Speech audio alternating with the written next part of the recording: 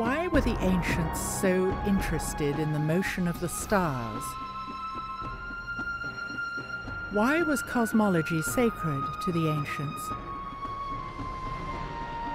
Pondering the history of ancient Egypt, we typically think of the mysteries of the pyramids and the grandeur of the temples.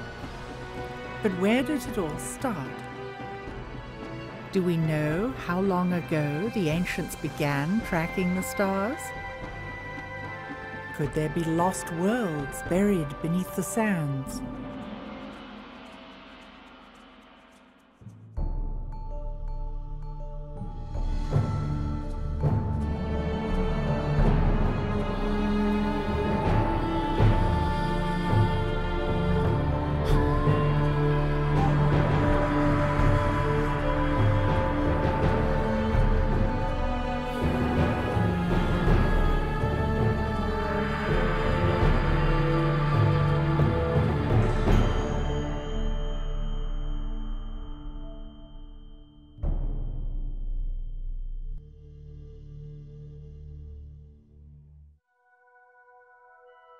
Cosmology is the study of the universe in its totality.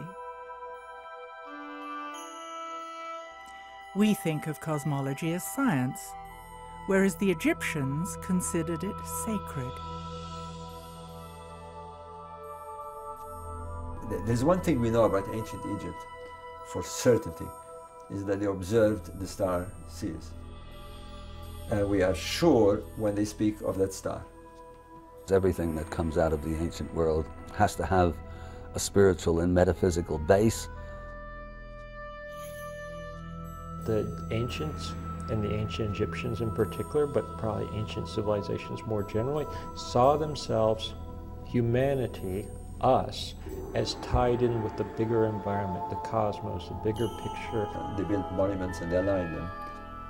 But what for, and do their belief systems have validity today? If we want to decode Egyptian symbolism, we should look for clues in the ancient language that Hakim learned as a child from his elders, living along the Band of Peace. Looking at the many images left by the Egyptians, we have assumed that they were obsessed with death. Turning to the ancient Suf language, however, we learn that they didn't even have a word for death. They called it westing. We have no word of death in our culture. No word death. And to express this operation of death, we say westing. Going towards west, like the sun rises from the east, and it's westing. So there is no word of death here. Well, they believe in resurrection. If the sun sets in the west, the resurrection happens in the next day when the sun rises in the next day. So the deceased believe that it's just like the sun. The Egyptians obviously had a very different worldview from ours today. They believed in the afterlife and the soul's immortality. Was it possible at all that they had found some sort of science of immortality, for example, we call it? As crazy as it may seem, they seem to be very, very convinced that they knew how to send the king to his cosmic world.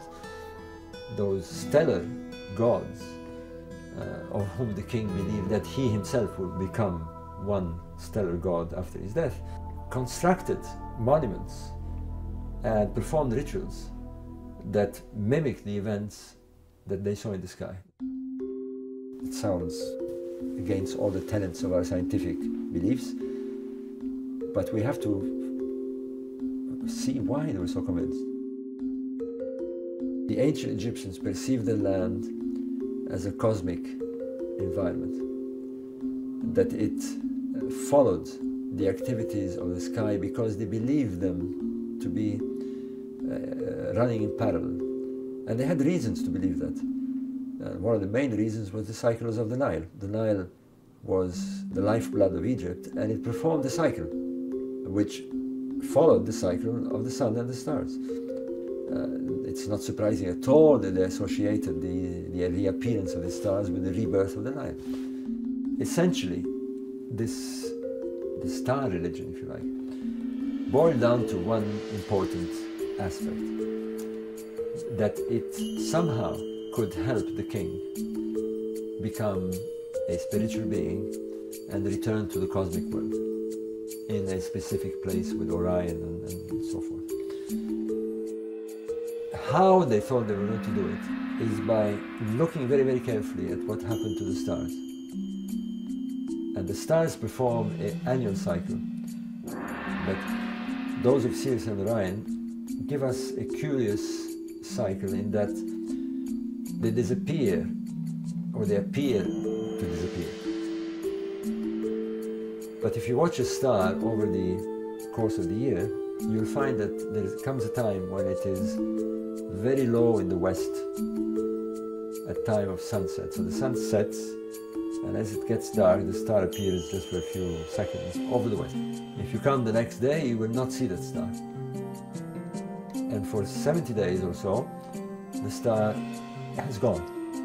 It seems to have gone under the earth.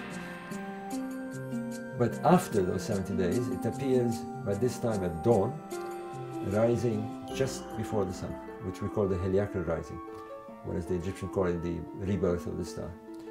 So in their mind, something happened. In their mind, the star went in the underworld, stayed in the underworld for 70 days, and then by magic popped up again, was reborn again in the east. That's the pyramid text. The pyramid texts mimic this cycle. At the ancient site of Saqqara, we find the pyramid texts, the oldest known religious texts in the world. Covering the inner walls of these small pyramids are thousands of hieroglyphs showing knowledge of celestial mechanics and cycles of time.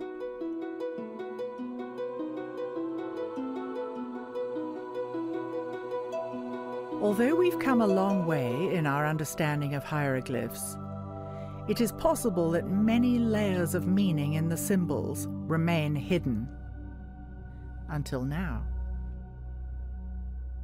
When we approach hieroglyphics, we do so from our own point of view, and we assume that the letters of our alphabet correspond with certain hieroglyphs. There are 4,000 Egyptian hieroglyphs, but only 26 letters. In order to crack the code, we need to open our minds to different levels of meaning. I think it's just familiarity with the way modern languages work. No one expects that a word would work differently. Our mindset is that a letter is the carrier of a phonetic value and that a word is the carrier of a concept. To understand the Egyptian words, you have to start from the approach that the letter is the carrier of the concept and the word is an extended sentence. There are nuances of meanings to the words that you don't get if you don't understand what the individual glyphs mean. For instance, there's an Egyptian word that is translated as diving duck, but when you read the glyphs, it really reads pool of water, place of diving duck. In 1822, French scholar Jean-François Champollion and British scientist Thomas Young deciphered the hieroglyphics from the Rosetta Stone. The stone was created in 196 BC. It showed the same text in hieroglyphic, Greek, and Demotic Egyptian on the one tablet. Scholars have used Champollion's translations as the basis for deciphering hieroglyphs. Could Champollion have missed subtleties or even withheld some information? One biographical study of Champollion said that he delayed for a very long period of time before producing his translation because, in the words of the study, he clung stubbornly to the idea that an Egyptian glyph might mean something more than just a phonetic value. Laird Scranton is a computer software engineer who has interpreted a new aspect of hieroglyphics. His research is revolutionizing the way hieroglyphic is understood. Basically, Egyptian hieroglyphic words work more like an acronym in English, like the phrase FYI, or an acronym such as CIA or CBS, where anyone who reads English understands that you don't try to pronounce this word. This is not a word that you're going to read for its meaning in terms of the letters all put together. It's one letter at a time, stands for one word at a time, and you put the words together to get the meaning. If we think of each hieroglyphic word as an acronym, rather than having a phonetic value, a new layer of interpretation appears. Hieroglyphs reveal in symbolic terms the way the ancient Egyptians thought the universe works. I can show that certain key glyph shapes came out of cosmology, which describes how the universe was created. Okay, and because the shapes came out of cosmology, it makes sense that the meanings that attach to the shape are associated with cosmology also. They would have meanings related to the creation of the universe. Once you agree that the sun glyph means what it means, and that's all traditional meanings, it's hard to argue that the word month doesn't say the moon makes an orbit. Or it's hard to argue that the word year doesn't say time of the Earth's orbit around the sun.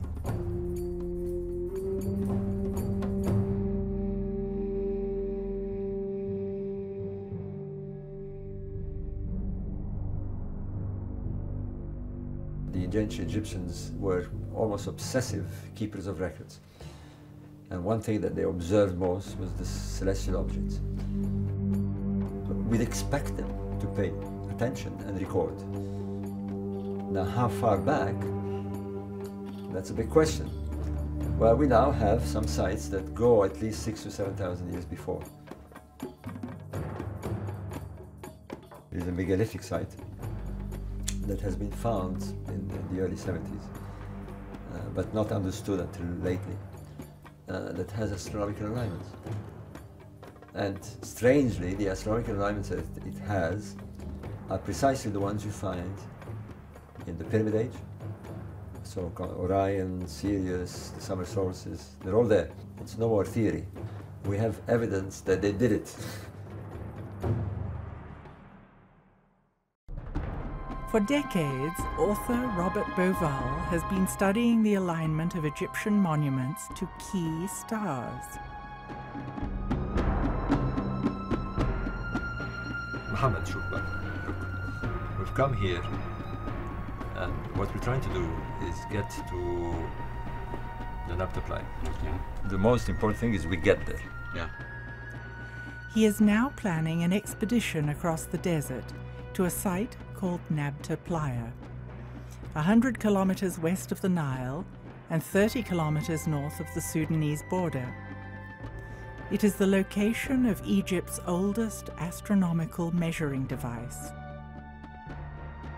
And when we're there, how do you know we're there? It's all desert. Yes, it's desert. Every place here in Western Desert, I know it. If you can, we're going to need a GPS. Yeah. If you can get one. Yes, I have one. That makes me feel a lot happier. The team finds out that permits from Cairo have been delayed. Now we wait. You tell us we wait for the answer from Cairo. And so in the meanwhile, let's go and see the sites. Let's go and see some of the temples here. Yalla? Okay. Let's do it.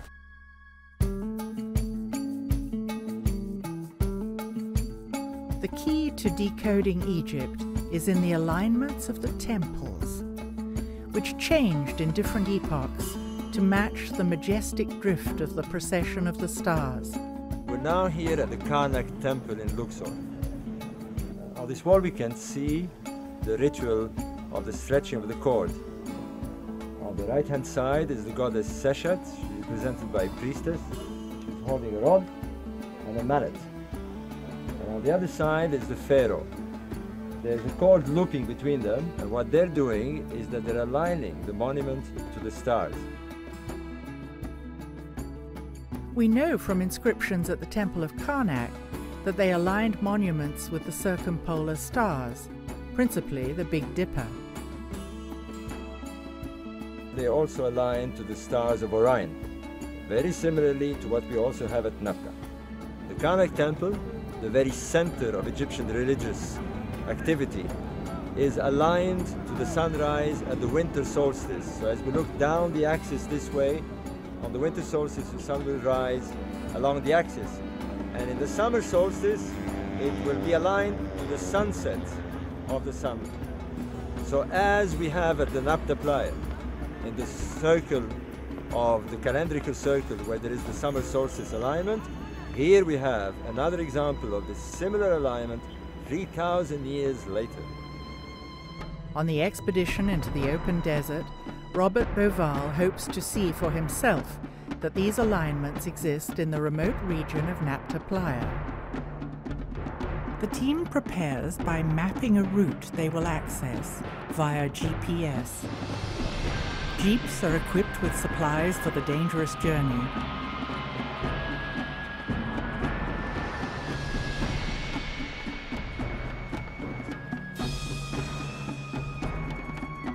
The team arrives at the first stop on their journey through history.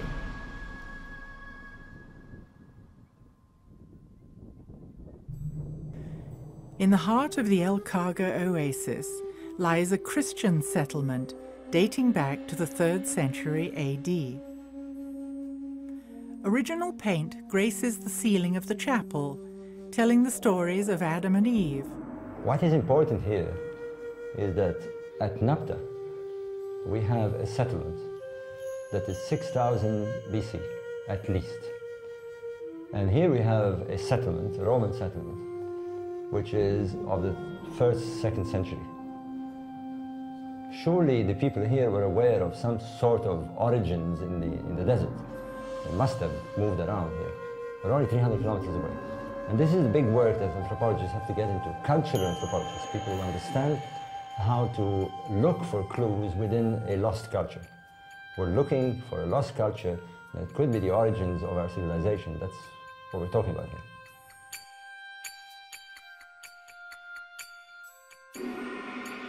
Off in the distance, the Christian settlement can be seen. In the valley below, we can see the old riverbed of the Nile, which has migrated over 60 kilometers to the east. How many thousands of years would it take to wind back the geological time clock to when the Nile flowed here? The Nile we know there was here. Before we didn't know. Do you realize what this is? Almost surely the ideas of these people, their beliefs, the way they look at the stars, the way they look at the sun, the way they buried people, comes from here to influence the pharaonic civilization. Imagine 2,000 years ago. There was a Roman garrison with centurions walking about, and priests, and Roman ladies in carriages. I mean, it's amazing to think that this was like this. People have been here for thousands of years. I mean, we know that. But now you're going to show us caves, you're going to show us prehistoric caves, where there are drawings that tell us that people were here even longer than we thought. Maybe 10, maybe 15,000 years ago. That's incredible.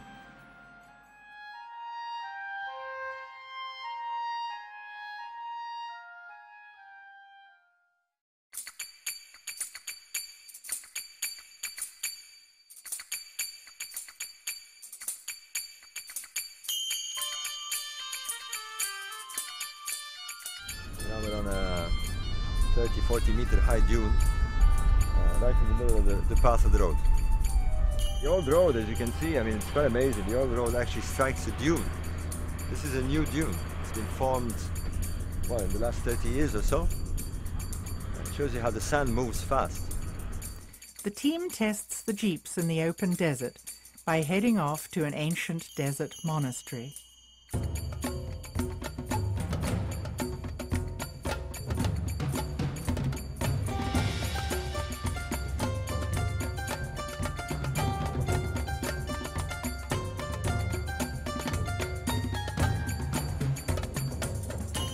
Along the way, the team stumbles across a large outcropping of stone with obvious layers of stratification. The guide tells the team that the area is an ancient ocean bed. There's water like ripples, and seashells are still embedded in the hard rock. indicating a vast change in geology and climate over the past several thousand years. It's probably petrified timber, this, on a much later period, but you can see the shells here. The shell is encrusted. They're millions of years old. We're walking on terrain that is millions of years old.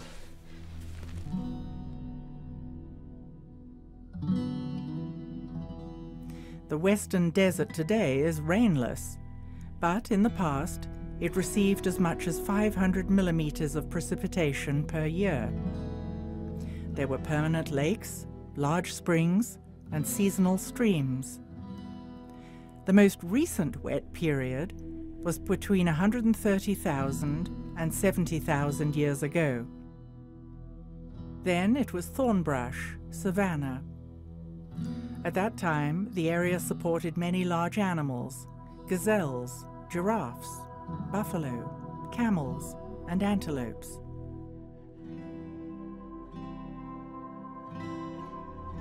After that period, it was hyper-arid until 12 or 13,000 BC. Before 12,000 years ago, the summer tropical monsoons reached southern Egypt. Precipitation was limited and fell mostly during the summer months. It was sufficient to support small animals and cattle. The small animals could live off the dew. The climate resulted in highly mobile human populations. There are ancient cave paintings in a remote location that may provide clues to human settlements from the distant past. Is this crucial evidence being protected by Egyptian authorities? It's terrible. Terrible. It's priceless. It's priceless. Priceless prehistoric evidence. Look here. Look here. What's this, a dog or a gazelle? A man. You see the man here? He's wearing pharaonic clothes. It's terrible. With scribbles all over. I mean, the evidence that we're looking for is being destroyed by irresponsible people who are coming here. The site is unprotected. And the irony is that people who are responsible are prevented from coming here and driven crazy with licenses and papers. Look here. Oh, there's a beautiful Hatorian cow. Look at this. I mean, this is an artist. This is not a primitive carver.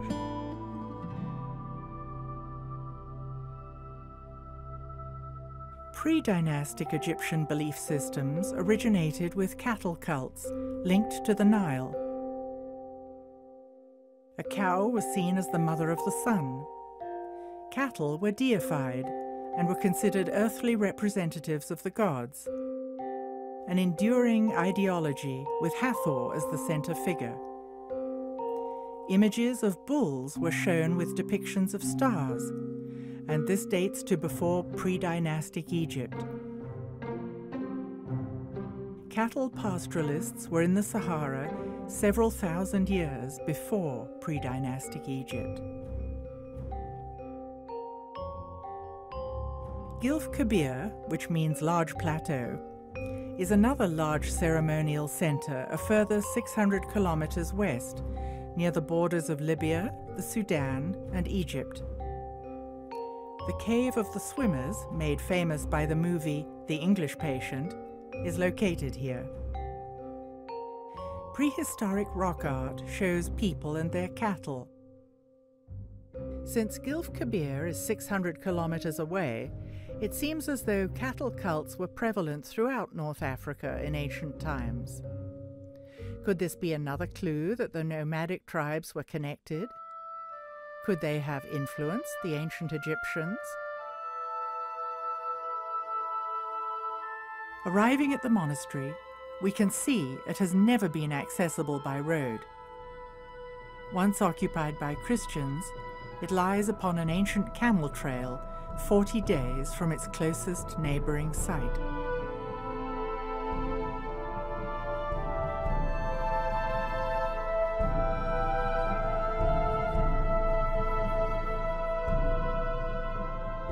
It still shows evidence of having been an oasis, with a huge acacia tree that is more than 800 years old.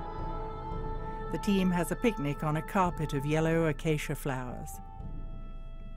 This is a wonderful oasis. I mean, I'm very pleased. We tested the cars, everything is working fine. Yeah. You know, the drivers are fine. And it was a good idea to come and rest here.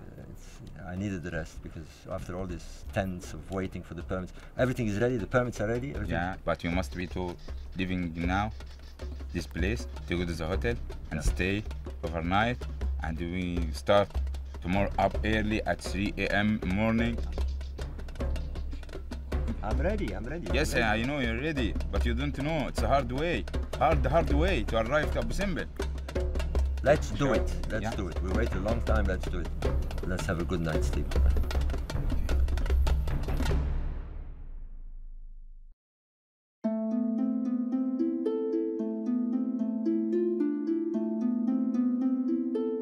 The team gets an early start, armed with long-awaited permits granted by the Supreme Council of Antiquities and the Egyptian army.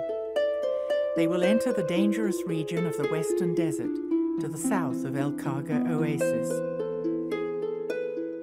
Well, after days of waiting and of uncertainty, we're finally on the road. We got the permit and we're ready to go out in the desert to Nabta.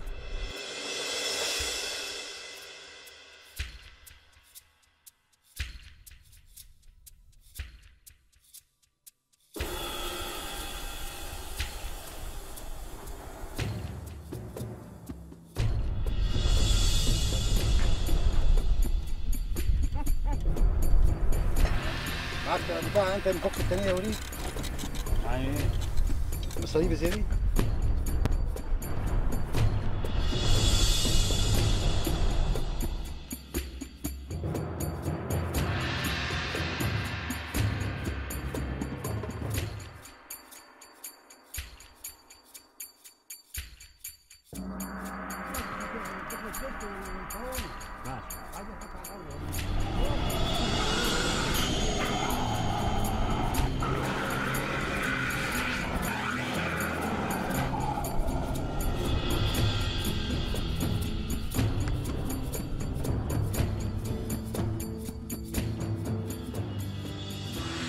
After driving south for hours along an old road covered by occasional sand dunes, there is nervousness in the air.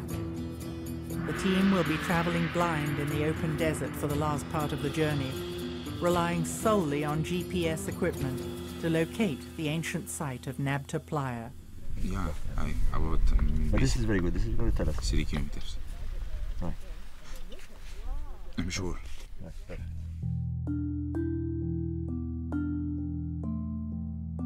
What clues will be uncovered at Nabta Playa? How have these influences drifted across the African continent? More than 3,000 kilometers further west, in Mali, there is a living culture with a surprisingly similar worldview to that of the ancient Egyptians. The Dogon live in Mali, largely in isolation. Studies of the Dogon culture mirror the ideology of the ancient Egyptians with uncanny precision. I realized through my Dogon studies that there were relationships between Dogon words and Egyptian words, and I noticed that Dogon drawings turned up as glyphs in those Egyptian words. Laird Scranton's radical reinterpretation of Egyptian hieroglyphs came directly from his studies of Dogon cosmological symbols. Their priests use cosmological drawings, symbols they have used for thousands of years. While it is impossible to ask the ancient Egyptians to explain their beliefs, Dogon priests can explain their cosmology and how their symbols are written and pronounced. The Dogon lay things out in such detail that it's like having the teacher's copy of the manual of the book, you're studying, with the answers to the questions written down in the back. You can go to a Dogon priest, or you can go to the anthropological studies that were taken in relation to the Dogon priests, and they flat out tell you what their symbol means and what they're, what they're trying to talk about.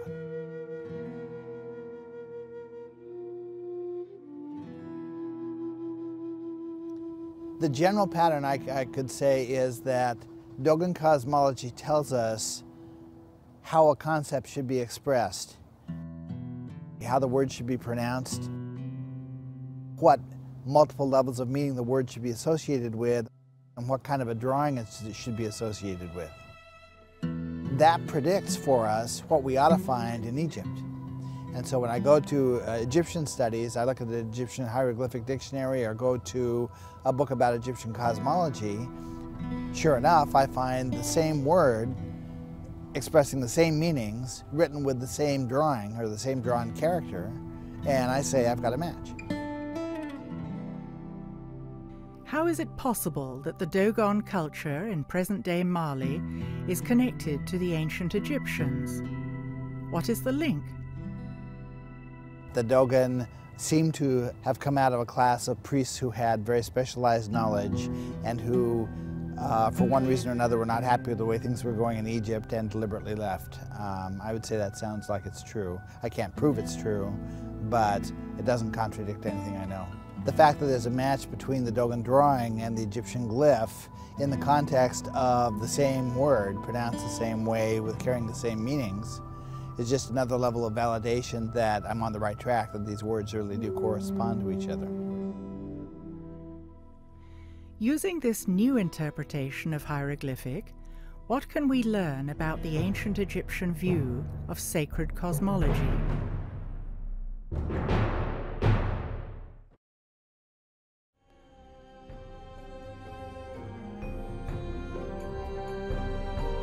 I had some concerns originally as I began writing some of the books about what right did I have to be revealing secrets that have been kept for 3,000 years.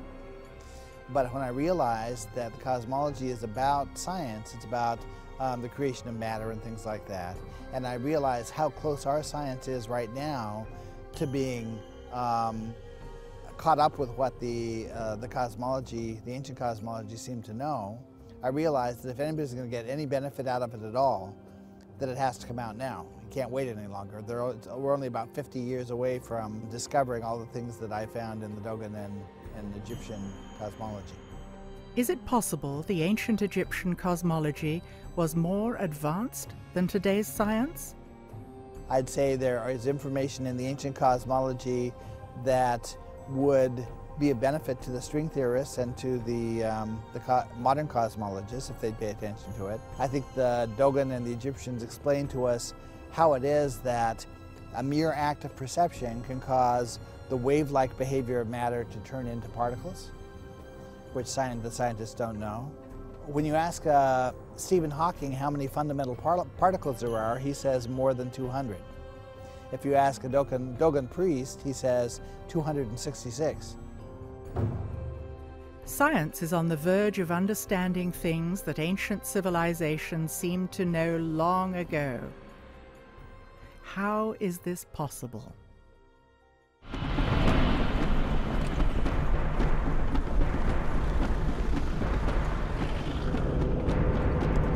Very, very close, within a couple of 100 meters. The excitement builds for the real destination of the expedition, the ancient site of Nabta Playa.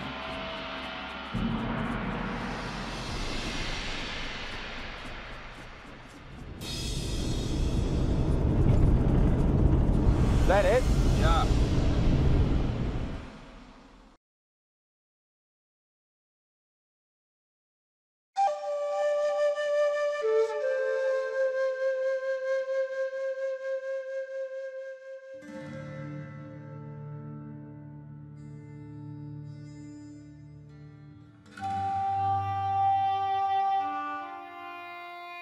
Here we have this bunch of huge megaliths that were dragged from God knows where and placed in a pattern, a sort of center point of the whole area. it's essential that we do not disturb the stones, we don't touch anything, we just look at them. Because the alignments are there and they've been there for thousands of years, undisturbed, and we can use them to date this place. A group of archaeologists led by Fred Wendorf, called the Combined Prehistoric Expedition, by chance found some pottery shards at Nabta Playa.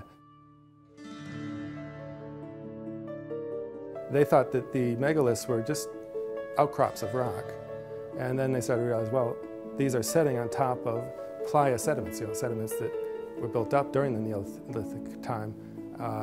And so how did they get there? And so they had to get there from man. These were man-made objects, these megaliths.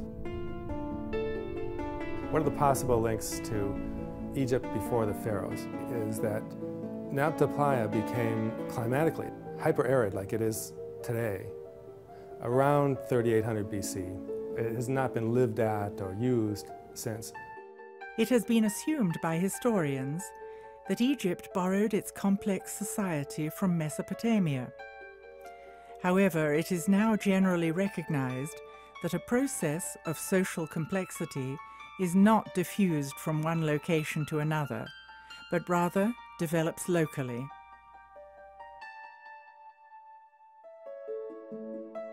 (3400 BC is when you see pre-dynastic cultures building up on the Nile Valley, just 100 kilometers east of Nabta Playa.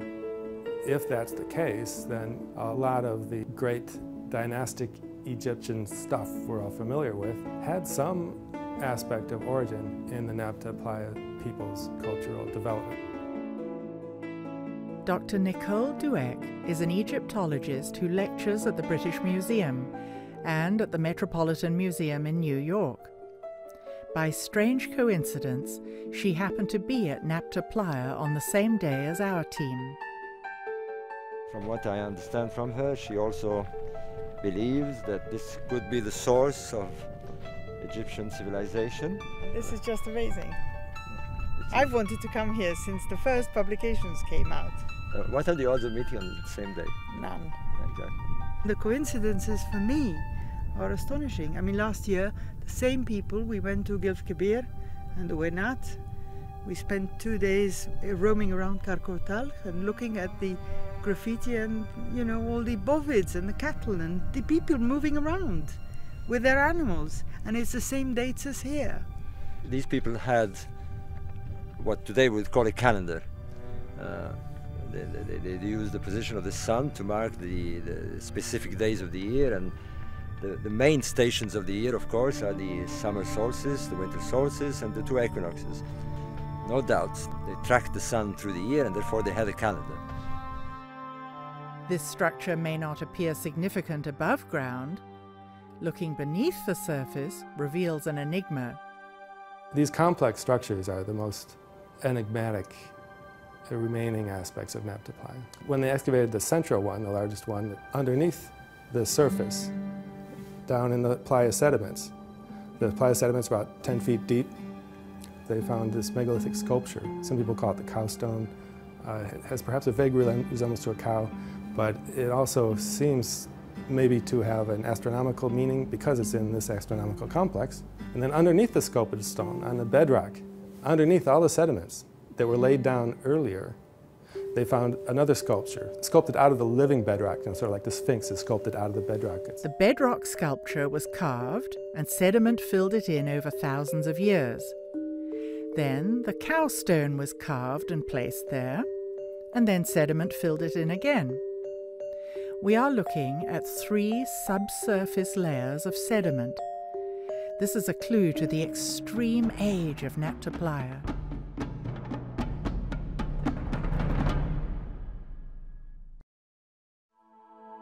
What makes all this far more exciting is that they also align to stars. And that's a totally different ballgame here, because aligning to stars means that they track the seasons. The climatic conditions were very important to them. There was the beginning of the monsoons, and therefore the stars would be the signal to them that the monsoons had started. They would start migrating here, and they would arrive here when the water, the monsoons, the rainfalls had filled the lakes. It was essential that they get here when the lakes have water. It would have been a fatal mistake had they come here 20 or 30 days before the event.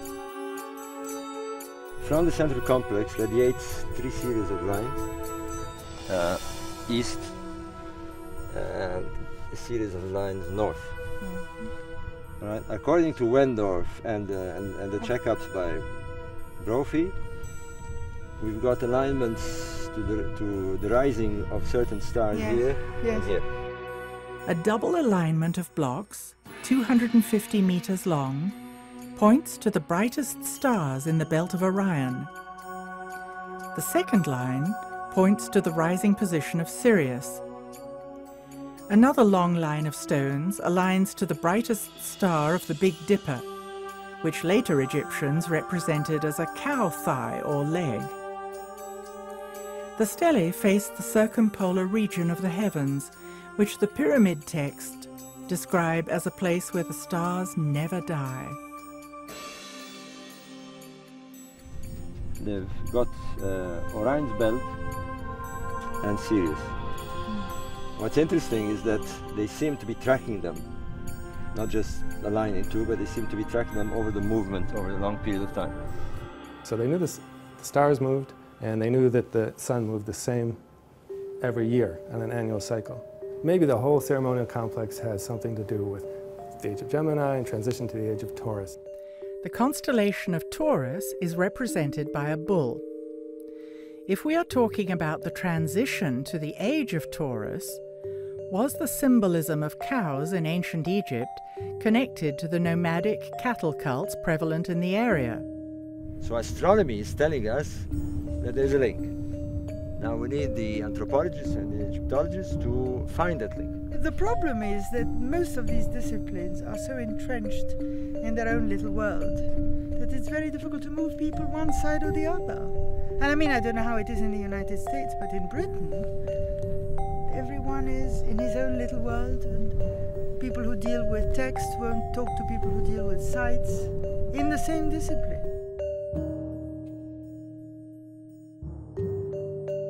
It's becoming more than obvious now. I think it is. That there are connections. Of course there are. And they're very, very important connections, because there are no other answers, for the moment anyway. And this is as good as any. Yeah. Better.